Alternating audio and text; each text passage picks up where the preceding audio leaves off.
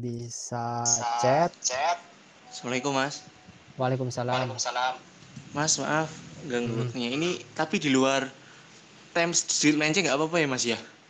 Ini Iya, sih iya, soalnya saya gimana? ada sedikit kendala di lapangan sih Mas. Mm. Jadi kan ini sharing juga. Kebetulan kan kemarin kita sudah mulai share-share terkait produk kita ke end user Mas. Mm-mm. Nah, kalau sesuai ke ketentuan Kementerian Indonesia, kalau untuk kayu ya Mas, kayu itu yang dibutuhkan adalah laporan surveyor sama fee legal. Mm-mm. Nah, dari user minta surat rekomendasi dari pemerintahan Mas. Terus kita cari info ke kementerian, itu disuruh menghubungi dinas perindustrian dan perdagangan. Nah, mau yang saya tanyakan, jenengan pernah nggak Mas ya maksudnya mengalami kendala ketika dimintai persyaratan seperti itu, tapi di dinasnya sendiri mengaku karena tidak ada formatnya dari kantor pusat, maka dari dinas itu tidak mau membuatkan sih Mas, tidak mau membikinkan. Alasannya, yang pertama tidak ada format surat dari kantor pusat, dan yang kedua masih belum memiliki database terkait UMKM yang produksi terkait kerajinan kayu itu sendiri. Kalau gitu, kalau semua sudah en route nih Mas, biasanya gitu kalau yang di lapangan itu kita larinya kemana ya Mas ya? Oke, jadi eh, pertama harus dipastikan dulu ke bayarnya. Itu rekomendasinya itu seperti apa? Boleh saya lihat contohnya? Yang pertama itu. Nah, yang kedua adalah kita harus, kalau kita udah yakin ya, kalau kita udah tahu formatnya seperti apa, nah itu dinas bisa nggak? Atau kita harus lobby dinas lah, jalan pintasnya. Jadi kita harus tahu dulu itu sertifikasinya seperti apa, bentuknya seperti apa, formatnya seperti apa. Yang kedua adalah coba untuk lobby dinas terkait, misal dinas perdagangan atau dinas perindustrian yang terkait eh, menangani, kira-kira menangani sertifikasi tersebut. Karena dulu saya juga ada bingung untuk health certificate.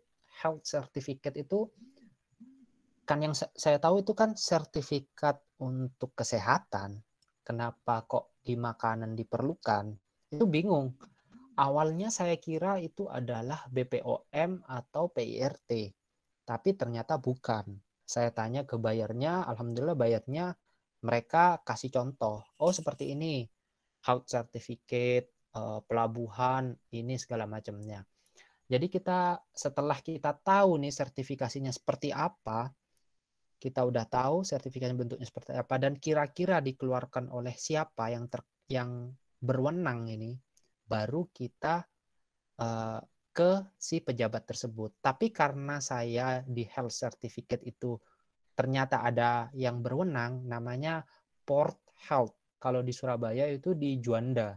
Jadi memang kalau misal untuk teman-teman yang makanan ini ya, mungkin nanti akan mengalami yang sama, diminta health certificate itu nggak usah bingung. Jadi health certificate itu maksudnya adalah petugas pelabuhan yang berwenang untuk mengeluarkan ini produk aman dikonsumsi atau enggak. Jadi itu health certificate itu terkait dengan proses ekspor, bukan terkait dengan atau melekat pada produknya. Tapi persyaratan dari health certificate ini melekat pada produk. Nah, contohnya kalau yang health certificate ini adalah dia harus mempunyai COA atau Certificate of Analysis. Nah, jadi memang health certificate ini satu kali pengiriman, satu kali bikin. Jadi di dalam kontainer itu menurut Port Health, otoritas yang berwenang, dia dinyatakan aman dikonsumsi untuk manusia. Nah, kalau kita tarik ke kejadiannya Mas Bintang ini ya, jadi kita harus pastikan dulu Mas, bentuknya itu sertifikat seperti apa, karena kita nggak bisa menebak-nebak. Kalau misalkan ada kenalan yang ekspor kayu itu jauh lebih bagus. Tapi kalau enggak, ya buyer satu-satunya informannya, sorry. Jadi harus ditanyakan dulu ke buyernya, Mas. Formatnya, contohnya tanyakan. Berarti lebih make sure posisinya ini ya Mas ya, kita lebih gamblangin ke buyer kita ya Mas. Maksudnya apakah ini sesuai ini yang diinginkan. Terus kalau semua kita masih belum gampang juga, kita minta apa sih yang seperti sertifikat seperti apa yang diinginkan dari baru tersebut gitu Mas ya. Jadi harus maksudnya sertifikat apa tadi? Rekomendasi dari ini sih Mas, Rekomendasi ya. rekomendasi dari pemerintah gitu. Lah kalau ini sih gini sih Mas, posisinya dari kementerian itu sudah dikasih format dari kebetulan dari Kabupaten Trenggalek. Itu sudah ada formatnya. Kemudian kita forward lah ke PIC Dinas Perindustrian Perdagangan yang di kota produksi itu sendiri. Nah, kemudian dari sananya berdalihnya ya tadi sih Mas, posisinya tidak ada database terkait yang UMKM yang produksi tersebut dan belum ada format resmi dari kantor pusat. Jadi nggak Kalau maunya itu. dialihkan ke Surabaya, kira-kira memungkinkan nggak? Nah, gini Mas, kemarin sempat cari info juga posisinya kalau dialihkan ke Surabaya kan kebetulan kan Sumeneb ya Mas ya. Kalau yang dinas yang saya. Nah, kita coba cari info kalau mau dialihkan ke Surabaya, ternyata itu harus mengacu pada domisili CV itu berada Mas. Nah, kalau seumpama Mas ITPC ya Mas ya. ITPC itu dimungkinkan nggak sih Mas kalau seumpama nih secara aturan internal negara kita kan memang cukup fee legal sama laporan surveyor. Kalau seumpama ITPC kita tolong ITPC untuk lebih meyakinkan buyer bahwasanya kita real nih ada beneran dan lain-lain. Itu dimungkinkan nggak Mas seperti itu Mas? Untuk tanda kutip nego yang tidak bisa kita dapat dari kementerian tadi sih Mas. Surat rekom dan lain-lain tadi sih Mas. Nah, ini saya jawab dulu mengenai yang kalau kita beda domisili itu apa tidak bisa untuk di Surabaya. Nah, yang saya tahu selama ini ya, saya malah justru tidak pernah meminta sebuah surat pun dari kabupaten domisili saya. Justru malah semua dokumen yang terkait dengan ekspor itu yang mengeluarkan adalah Dinas Provinsi Jawa Timur yang ada di Surabaya. Nah, seperti misalkan COO atau SKA yang preferential tarif, nanti kita juga akan belajar apa bedanya preferential tarif dan juga non-preferential tarif. Yang preferential tarif itu yang mengeluarkan adalah Dinas Perdagangan Provinsi. Jadi mau nggak mau saya yang lokasi produksinya atau domisili perusahaan saya di Sumeneb untuk yang gula ini, saya harus bikin di Kementerian Perdagangan Provinsi di Jalan Siwalan atau apa gitu. Nah, jadi kalau Mas Bintang mau coba ke yang provinsi dimintakan karena memang untuk ekspor ini nggak ada yang daerah. Misalkan kota Surabaya itu enggak, tapi rata-rata provinsi yang mengeluarkan si dokumen-dokumen ini.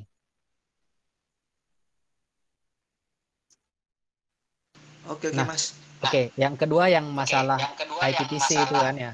Apa bisa ITPC itu mencoba meyakinkan buyer kita? Itu bisa banget. Kenapa? Nanti dalam korespondensi atau materi tentang korespondensi itu nanti akan ada tugas mengenai pengenalan perusahaan kita dan produk kita ke ITPC yang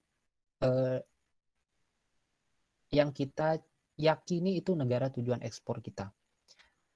Jadi kalau Mas Bintang mau dari sekarang juga bisa memperkenalkan produk dan juga perusahaannya ke ITPC. Tapi memang harus ada company profile ya minimal ya. Kan kita belajar company profile ini 2 minggu lagi nih kayaknya nih. Jadi nggak apa-apa dibuat dulu aja company profile perusahaannya baru diperkenalkan ke ITPC. Karena pasti diminta itu. Oke, terima kasih Mas Ari. Oke. Assalamualaikum Mas. Waalaikumsalam. Yang lain ada nggak yang mengenai ini, yang mengenai supplier, manajemen produksi dan lain sebagainya atau yang lain? Mas Ari, Iya, gimana Mas? Mas Ari ini, maaf Mas, nanya ini sebenarnya lebih ke tidak supplier sih, cuma terkait penentuan harga HPP-nya itu ya, karena kan di supplier itu kan sudah ada harga. Jadi yang saya mengerti ini terkait harga yang maksudnya HPP yang kami kemudian diberikan ke buyer, kemudian ada perbedaan ini mata uang itu maksudnya gimana? Karena dari tadi awal yang pertama jelasin nggak ada profit ya, maksudnya profit 0%, tapi setelah dikonversi ke ini ya, misalnya uangnya ada bisa sampai 15% atau 10%. Itu kira-kira maksudnya gimana Mas? Saya masih bingung. Oh ya, jadi kalau untuk harga, penentuan HPP dan lain sebagainya nanti akan kita bahas tuntas di penentuan harga ekspor ya. Itu kita akan bahas tuntas. Tapi di sini kisi-kisinya atau menjawab pertanyaan aja ya. Jadi mengenai harga penjualan, misalkan kita ambil profit 10%, ya itu dikalikan seperti biasa. Nanti saya ada juga formatnya, jadi teman-teman tinggal ngisi aja, nanti udah ke sum sendiri, ke jumlah sendiri. Jadi enak. Nah, kalau di awal saya ceritakan saya tidak ambil profit atau profitnya minim banget, ya, mungkin 2%, 1% atau bahkan nggak ada. Ini miskalkulasi. Nah, tapi di dalam menentukan harga itu ada harga acuan dolar. Misal saya pakai harga hari ini, harga dolar 14.300. Tapi kita nggak bisa pasang 14.300. Misal kita harganya harga produk kita 14.300 ya. Kalau di dolar sekarang 14.300, anggap aja $1. Nah, kita nggak bisa pakai acuan 14.300 sebagai pembagi dari harga produk kita. Harus diturunin minimal 20-15%. Itu agar menjaga fluktuasi rate dolar rupiah. Nah, setelah kita turunin, contoh misal 10%, kita turunin 10%. Dari 14.300 dikurangi 10%, berarti kan sekitar 1.400 ya, 1.400. Oh, terlalu rendah. 5% aja coba, 5%. 5% berarti 780. Ya, 700-an lah. Kita 14.300 dikurangi 700 itu. Jadi pembaginya adalah 13.600 atau 13.700 sekian. Jadi HPP kita yang 14.300 itu kalau dikonversi dengan dolar yang sekarang itu kan cuma $1.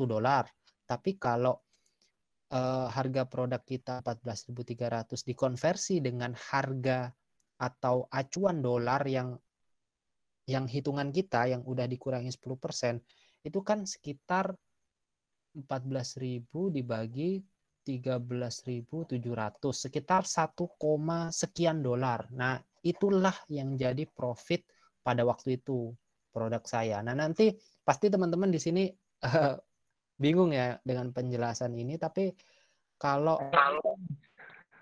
kenapa? Bingung itu yang kayak ini. Iya, yang, jadi begini kita harga kita konversi ke dolar misalnya, kita konversi ke dolar, kemudian itu yang jadi harga jual kita ke buyer atau gimana gitu. Harga kita ini sudah dikurangi, sudah ditambah dengan mungkin intinya HPP-nya gitu. Jadi nanti ada beberapa komponen tentang menentukan harga ekspor. Itu nanti akan kita bahas di materi selanjutnya, pasti itu. Kita bahas tuntas apa aja komponennya sehingga menghasilkan HPP, apa aja komponennya hingga menghasilkan X-word, apa aja komponennya hingga menghasilkan harga FOB, apa aja komponennya hingga menghasilkan CIF atau CNF. Nah, setelah kita tahu harga tersebut, tentu kita nggak bisa bagi dengan dolar hari ini atau dolar pada saat kita dapat order. Taruhlah dolar pada saat kita dapat order nanti 14.300. Nah, kita harus turunin itu sehingga nanti dapat pembagi yang lebih kecil sehingga harga kita bisa lebih tinggi lagi dalam dolar. Nah, nanti kita bahas, tenang aja, Mas.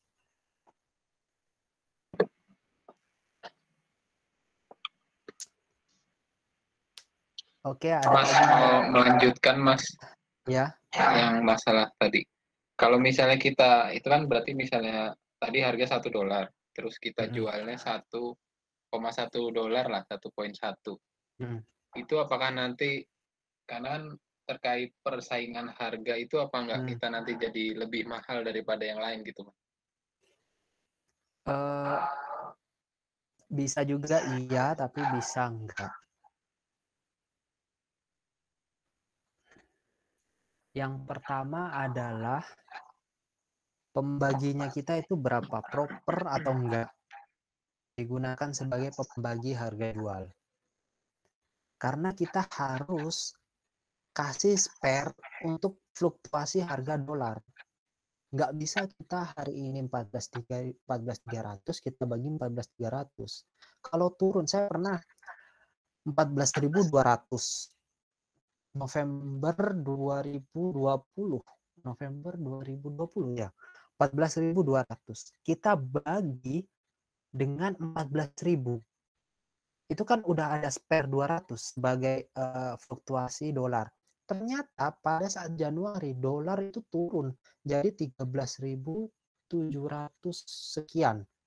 Itu kita udah rugi berapa tuh? Nah, makanya harus kita ada spare untuk di mata uang ini untuk masalah masuk atau tidak. Nah, nanti kita bisa kurangi bertahap. Jadi misalkan kita pengamannya di 10% ya untuk mata uang ini, untuk fluktuasi mata uang. Kita turunin 5%. Kita turunin lagi 4%, 3%. Nah, itu bisa diturunin nanti sesuai dengan mau kita dan juga keamanan kita ya. Mau kita, keamanan kita, dan juga cocok dengan bayar atau enggak. Nah, nanti pokoknya untuk harga-harga akan kita bahas tuntas di penentuan harga ekspor kalau nggak salah di jadwalnya. Kurang lebih seperti itu, Mas. Oke, Mas. Terima kasih. Oke, ada lagi nggak? Ini dari Mas siapa nih? Mas Ismail, Mas. Oh ya, Mas Ismail. Ini yang nanya di chat. Ini dari Mas siapa ya? Langsung aja ya. Mas Arik. Oh ya, silakan Mas Arik. Ya, itu saya tanya, Mas. Kemarin kan saya sudah survei ke supplier. Saya sudah tanya segala macam dari proses produksi, lamanya produksi, sebulan menghasilkan berapa ton, cara pembayaran dan lain-lain. Nah, untuk sertifikat saya tanya tuh katanya belum punya dan itu semua yang ngurus bayar kan. Nah, kira-kira sertifikat apa aja, Mas, yang diperluin untuk produk tersebut, kayak certificate of analysis dan lain-lain biar bisa ekspor gitu loh. Kemudian pertanyaan yang kedua, langkah selanjutnya apa nih yang udah setelah menemukan supplier yang valid gitu. Seperti itu, Mas. Oke. Nah, saya jawab pertanyaan yang kedua dulu ya. Langkah kedua apa nih setelah menemukan supplier valid? Nah, kita kan sekarang lagi bahas supplier, nanti tugasnya untuk mengenai supplier itu baru minggu ini atau minggu Senin besok ini. Jadi setelah itu kita ada riset dan analisa pasar ekspor, dan kondisi perusahaan. Jadi tema selanjutnya mungkin tugasnya tentang kondisi perusahaan. Jadi kita harus tahu kondisi perusahaannya itu seperti apa, kekurangannya, kelebihannya, kemudian kekuatannya, kelemahannya, opportunity, ancamannya juga apa. Jadi kita secara sadar, oh kalau misalkan kita banyak kekurangannya, kita harus mencari ke negara yang tidak banyak sertifikasinya. Dan kapan kekurangan ini akan diselesaikan. Misalkan kalau misalkan kekurangan tentang sertifikasi, kapan sertifikasinya ini akan dibuat untuk demi teman-teman bisa terus melangkah maju lah ya. Nah, kemudian untuk pertanyaan pertama, nah kira-kira sertifikat apa aja yang perlu untuk dipersiapkan? Nah, ini butuh analisa setelah ini ya, setelah minggu ini itu ada analisa tentang atau riset tentang produk apa aja sertifikasinya ya Kak, ini atau minggu depan yang detail itu, minggu depannya lagi. Nah, itu memang kalau misalkan sertifikat yang dibutuhkan itu memang sangat tergantung sama buyer pertama. Yang kedua, tapi kita harus menganalisa negaranya, kira-kira kalau misalkan kita punya produk A, itu apa aja sih syarat untuk masuk ke negara tersebut. Nah, kalau misalkan si supplier Mas Arik ini udah pernah ekspor, ya tanyain aja kira-kira yang dibutuhkan atau biasanya ngurus sertifikat apa aja. Nah, kalau misalkan sertifikat yang diurus sama buyer itu jarang sekali adanya ya. Buyer itu ngurus sertifikasi mereka sendiri. Jadi bukan sertifikat tentang produk, bukan sertifikat tentang proses ekspor, tapi sertifikat tentang importasi di sana yang membutuhkan sertifikasi atau dokumen-dokumen dari kita sebagai suppliernya. Misalkan mereka harus, kalau saya ya, buyer saya, mereka harus daftar di BPOM-nya Saudi, namanya SFDA. Mereka butuh foto produk, kemudian Certificate of Analysis. Nah, itu baru kalau yang soal di Saudi Arabia ya diurus buyer sana. Tapi kalau yang kita wajib ngurus kita sendiri. Jarang ada buyer yang mau untuk turun tangan, dia ngurusin malah dari misalnya contoh fee legal, kemudian audit factory audit dan lain sebagainya. Jadi kalau misalkan sertifikasi apa aja, nah itu harus dianalisa dulu. Kira-kira negaranya mana? Udah menentukan negaranya belum, Mas? Kalau negara yang punya produksi juga bilangnya biasanya ke India, Great India, sama Jepang sama Eropa.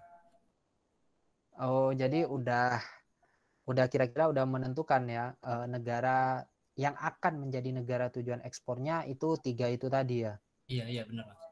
Oke, jadi nanti step selanjutnya ya kita analisa lah, riset dan analisa tentang sertifikasi atau apa-apa, izin apa aja atau dokumen apa aja yang dibutuhkan ya. Setelah materi ini. Nah, setelah itu produknya kapuk, randu, Mas, dan susah nggak ya ekspor barang yang termasuk kategori DG? Kalau sekarang saya kira DG itu susah ya. Dari suppliernya bilang gimana nih, Mas, untuk yang kapuk ini? Kalau kapuk kayaknya dia juga lancar-lancar aja sih, Mas. Karena pas saya lihat di gudang itu yang saya foto, saya kirim di grup itu udah pesanan, cuma karena pihak shippingnya mungkin belum ada, jadi masih di gudang gitu. Jadi dia nggak butuh sertifikasi apa-apa tuh kalau DG kapuk itu ya? Nah itu waktu saya tanya, ini udah ada sertifikatnya apa belum? Katanya semua sertifikat yang ngurus buyer gitu. Jadi kalau yang DG setahu saya itu sertifikatnya untuk ke pelayaran, bukan untuk ke buyer. Nah, itu pemilik pabrik harus ngurus. Jadi kayak briket kita ada 2 jalur yang setahu saya itu misdeclare. Misdeclare itu diakui sebagai barang lain. Jadi misalkan barangnya DG, briquette, diakui sebagai furniture dan lain sebagainya. Itu ada risikonya. Nanti kita bahas risikonya apa. Nah, kemudian yang kedua adalah dia via jalur legal. Nah, kalau yang DG khususnya untuk produk briquette, setahu saya ke shipping line Maersk dia butuh beberapa syarat. Yang pertama adalah factory audit by Karsurin, kemudian ada report of analysis, kemudian reportnya Karsurin, kemudian ada certificate of analysis dan juga self-heating test dan juga MSDS. Nah, itu 6 syarat itu diperlukan bukan oleh buyer, oleh si shipping line. Nah, kalau misal si suppliernya nggak ada sertifikat tapi dia kirim, itu perlu ditanyain lebih lanjut sih Mas untuk. Tapi udah tanya ya, ini masuk DJ atau enggak ya yang kapuk ya ini? Oh, sudah Mas, sudah. Kapuk. Karena kan berarti, bahannya kan mudah terbakar sama kayak briquette. Ya berarti harusnya dia ada sertifikasinya tuh. Nah, kalau misal gini, ada nggak coba cari forwarder yang mau menangani DG? DG kapuk ya, bukan yang lain. Oh, berarti kita lebih ke cari ke shipping sama forwardernya gitu ya. Jadi kalau shipping udah pasti sih. Kalau shipping line, karena saya tahu beberapa shipping line kan kita hubungan baik. Untuk DG itu kita sedikit banyak tahu tentang pengangkutan di shipping line. Nah, yang jadi pertanyaannya adalah si forwardernya ini itu dia mau nggak ngebantu untuk nembusi si shipping line ini, atau biasanya kalau dia pernah urus itu dia tahu yang dipersyaratkan oleh shipping line itu apa aja, kemudian handlingnya gimana, packagingnya gimana, harus di resting berapa lama. Itu kan kalau di briquette kurang lebih kayak gitu, tapi saya kurang tahu nih untuk yang kapuk ini. Nanti saya coba bantuin deh. Siap-siap Mas, makasih. Untuk sekarang mungkin hunting forwarder ya untuk handling si kapuk ini, karena ini DG harus ditanyain betul. Nggak semua forwarder mau dan bisa untuk menghandling DG, terutama untuk DG kapuk ini. Oke Mas, oke. Oke, hunting forwarder ya. Nanti Iya. sambil minggu depan kita riset untuk negara tujuan ekspornya seperti apa. Oke, ada yang mau tanya lagi sebelum kita ke kemasan nih? Mas, dikit Mas, saya. Oke. Kalau ini kan mau kirim rempah ya yang tadi. Nah, ini saya baru baca ada SKA COO, itu perlu nggak saya siapkan atau gimana? Saya belum ada sama sekali, nggak ngerti. Oke, jadi SKA atau COO itu sekarang bisa online. Bisa diketikkan nanti saya kirim linknya di grup ya. Itu wajib ya, SKA. Mas? Itu preferential tarif biasanya. Mereka misal gini, negara Indonesia dan negara India nih. Nah, kalau dia tidak ada hubungan dagang, maka akan masuk ke MFN namanya, Most Favorite Nation. Jadi dia dianggap sebagai negara-negara sama dengan negara-negara lain. Tapi karena ada perjanjian dagang antara Indonesia dan India misalkan, menciptakan sebuah produk yang dia namanya COO atau SKA. Nah, dengan COO atau SKA ini biasanya kalau ke India formnya Form D, kemudian kalau kopi namanya COO, ICO. Itu banyak macamnya. Nanti kita juga bahas untuk COO kalau itu. Kalau ke Pakistan, Mas? Kalau ke Pakistan form apa ya? Kayaknya sama deh, form B ya kayaknya. Saya juga nggak hafal untuk anunya. Jadi kalau buat perusahaan ekspor harus nunggu itu jadi dulu karena tadi kan harus daftar online, Ah, atau ada cara lain? Maksudnya forwarder? Kayaknya enggak ya kalau forwarder ya. oh enggak,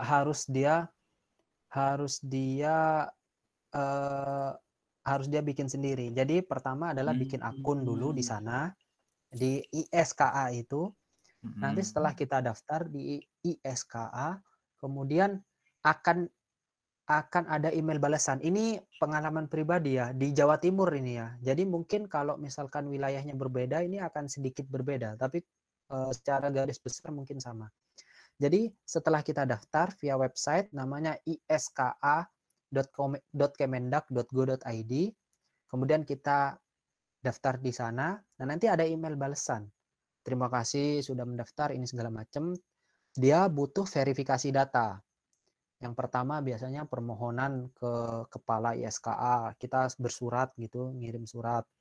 Kemudian yang kedua NIB, NPWP, nanti tertera semuanya. Nanti saya coba cari deh untuk yang ISKA itu apa aja syarat verifikasinya. Nah, setelah diverifikasi baru kita dapat akun. Nah, setelah kita aktif, nah itu bisa membuat ISKA namanya, COO itu. Nanti kita tinggal pilih negara, tinggal pilih formnya apa, dan diisi produknya. Kemudian secara digital itu udah muncul kayak NIB lah kurang lebih. Jadi berapa lama tuh Mas kira-kira Mas Ari? Berapa lama ya? 1 week? Oh, maksudnya nggak soal nunggu lama ya? Kenapa? Sampai bisa terbit SKA, ISKA atau CO itu nggak butuh waktu lama? Enggak, 10 menit pernah saya. Oh. Sehari pernah. Jadi kadang kan ada kendala sistem, cuma itu musuhnya. Kalau udah ada kendala sistem berarti kita harus menyesuaikan dengan kendala sistem. Tapi kalau lancar, semuanya online, kita cuma tinggal ngambil, ya enak. Kalau kita udah ngajuin online, biasanya approval-nya cepat sekali, cepat. Sangat cepat. Nah, iya. Jadi Selain nanti gimana? SKA ada lagi nggak Mas yang perlu disiapkan? Karantina. Biasanya kalau kan rempah juga perlu karantina ya? Kayaknya perlu. Tapi itu tergantung dari permintaan buyer juga. Nah, kan kalau di Pakistan kan mereka ada standarnya sendiri. Misalkan harus dikarantina, harus di fitosanitary dan lain sebagainya. Nah, biasanya karantina itu pangkal dari segala sertifikat kalau di tumbuhan ya. Saya juga karantina soalnya, karantina tumbuhan.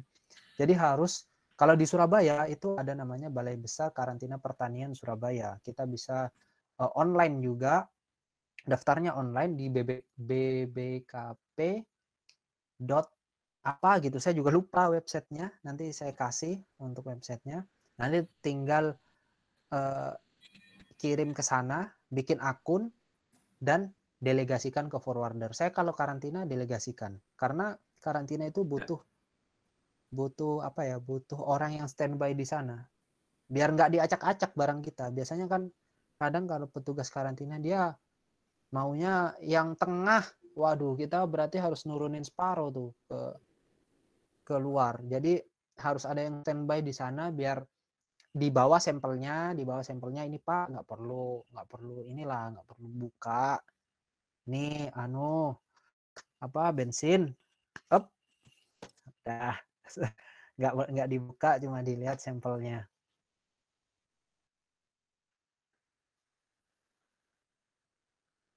Oke, jadi websitenya nanti kita cantumin di grup ya untuk yang ISKA juga. Kalau mungkin Mas Willy butuhnya buru-buru ya bisa daftar dulu di sana. Untuk penjelasannya kita ngikut tema ya Pak. Besok.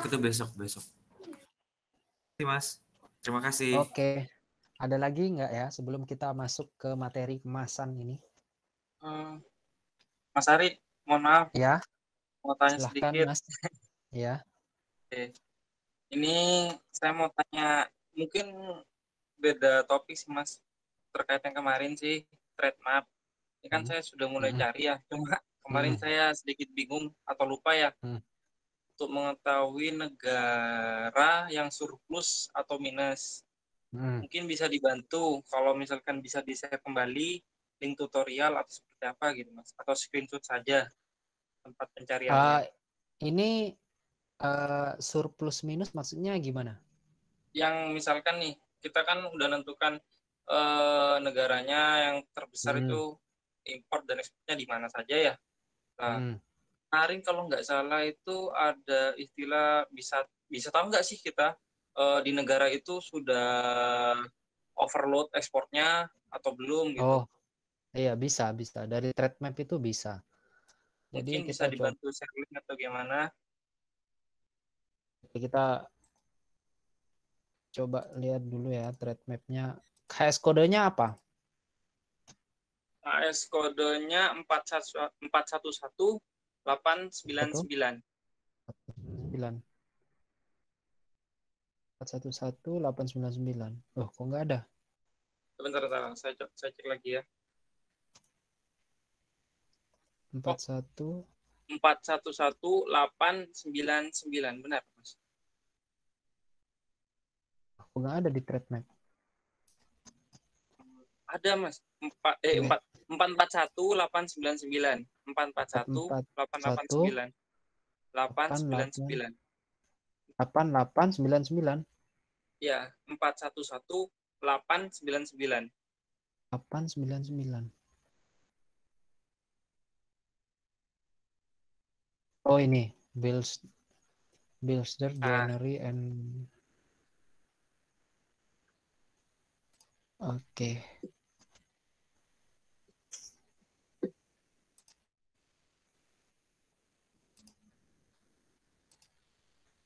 Oh, ini datanya nggak ada di trade map ini.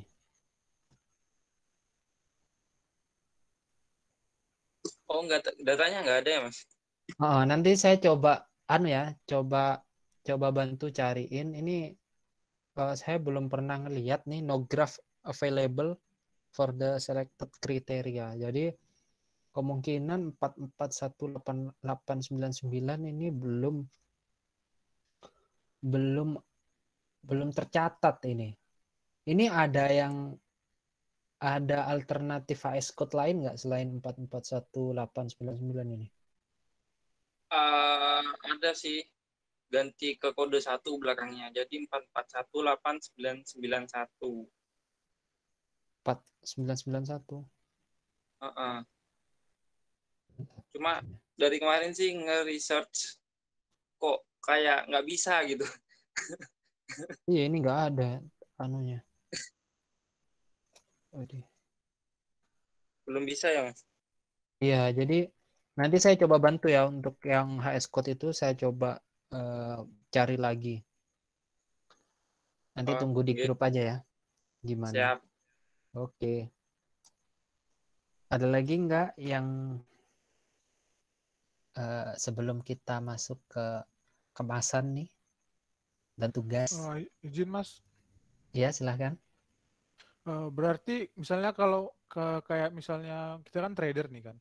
Kalau ke pabrik itu kalau misalnya PT apa itu pengawasan dari Karsuran itu berarti sertifikatnya itu dari pabriknya kan Mas. Bukan dari kitanya kan.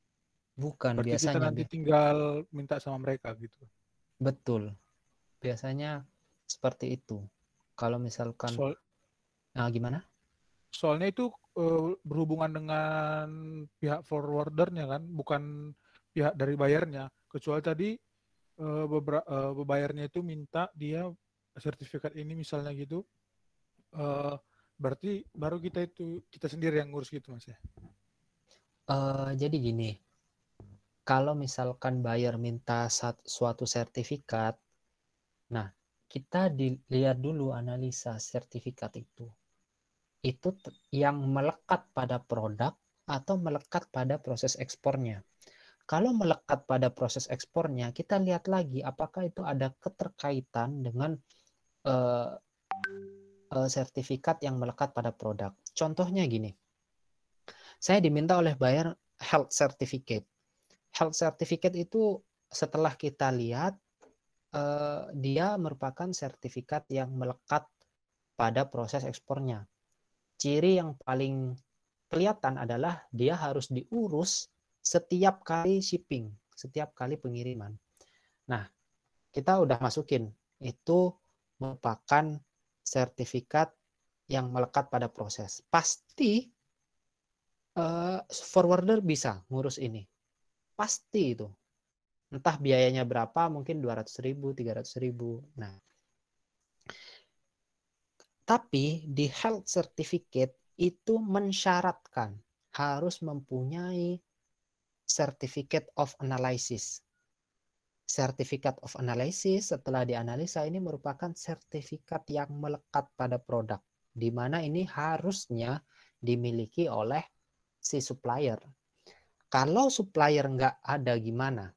Kita berarti harus turun tangan.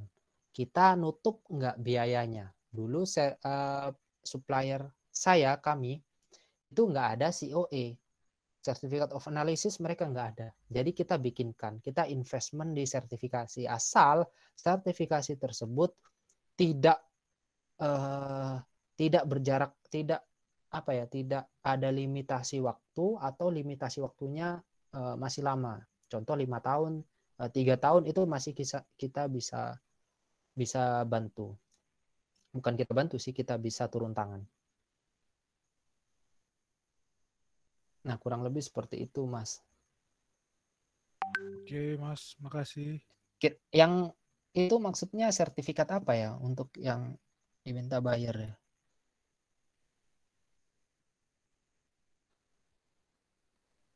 Jadi kalau misalnya breaker itu kan, Mas, ada dia misalnya kayak, ini masih apa sih, masih belum teliti banget lah. Jadi misalnya itu breaker itu dia ada kandungan karbonnya misalnya kayak gasnya gitu. Jadi kalau ke Jepang itu biasanya 3% sampai 8%.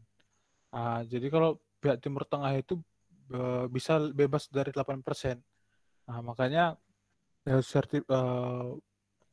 mungkin melekat pada produknya sih yang Mas bilang tadi gitu. Jadi kalau melekat pada produknya berarti harusnya ya. Iya, harusnya si supplier ada sertifikat of analysis. Tapi kalau nggak ada, nah ini kebijakan. Kita bisa nggak turun tangan di sana? Biayanya berapa sih? Kalau dulu saya adalah 3.300.000 per produk. Ya, bisalah ini. Sebagai investasi saya juga. Kan kalau COE, kalau saya nggak salah, nggak ada jangka waktunya ya, apa 5 tahun gitu. Jadi kan masih panjang, masih bisa dibebankan ke buyer ini, ya udahlah 10% dulu. Jadi 400 ribuan lah bebankan ke bayarnya. Nanti masuk ke HPP. HPP satu kontainer ya, bukan HPP per kilo, 400.000 satu kontainer. Jadi kurang lebih kayak gitu. Jadi kebijakan aja itu kalau misalkan si suppliernya nggak ada.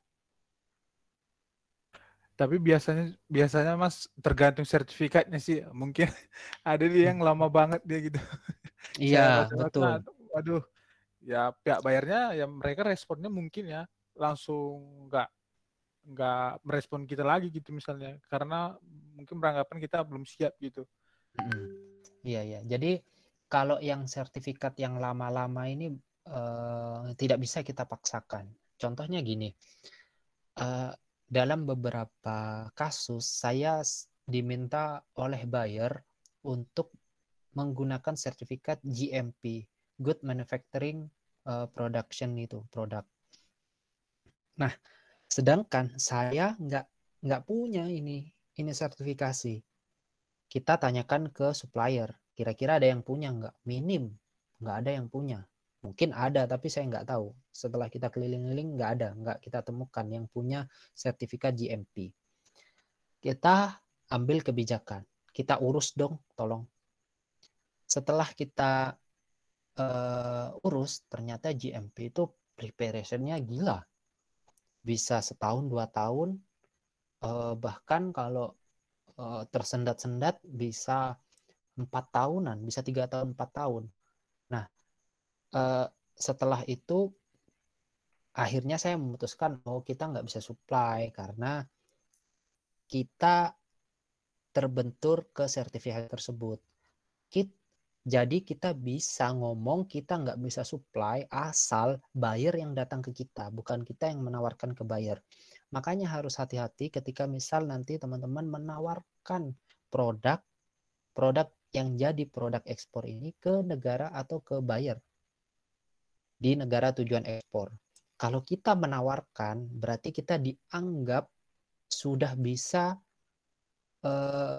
bisa memenuhi segala sertifikasi yang disyaratkan.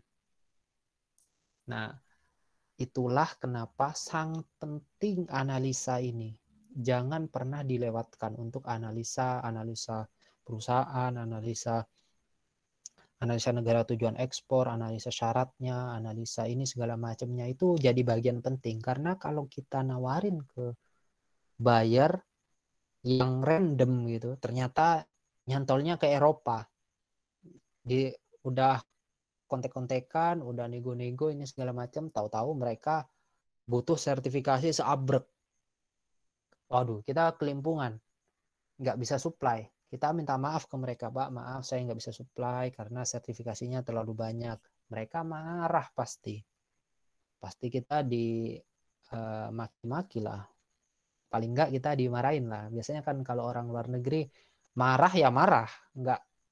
Kalau orang Indonesia kan nanti aja marahnya di rumah.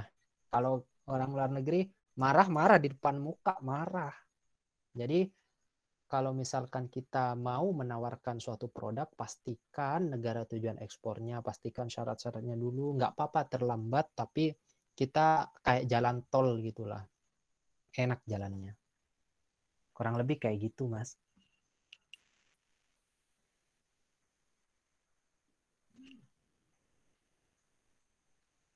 Oke, Mas. Oke, apa ada pertanyaan lagi sebelum kita lanjut ke kemasan nih?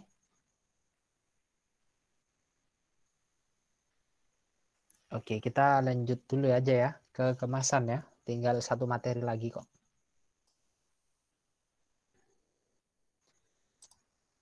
Oke.